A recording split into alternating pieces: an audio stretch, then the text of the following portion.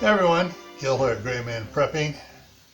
On today's episode of Your Prep for Today, I want to talk to you about bug repellent. Now, I'm not talking about repelling the bugs from the garden, but that is a good idea too. I'm talking about keeping the bugs off of you, whether they're ticks, fleas, mosquitoes, biting flies. There are an assortment of different types of repellents you can get. Some of them have chemicals that are a little bit iffy. I think you know the ones I'm talking about.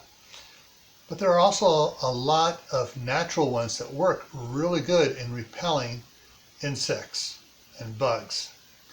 So look into it, see what works best for you, find out if you're allergic to any of them, try them out, test them, and some of them you can grow these in your own garden or flower bed.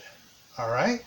So look into natural insect repellents and stay happy no matter what life throws at you. Stay safe. Don't go out and do anything foolish. Keep adding to your preps. Water, food, medicine, including insect repellents and insect bite medications. Learn a new skill every month, yeah, and every year. But try to learn a new skill every month and grow more food. Because what's at the grocery store you really don't want to eat.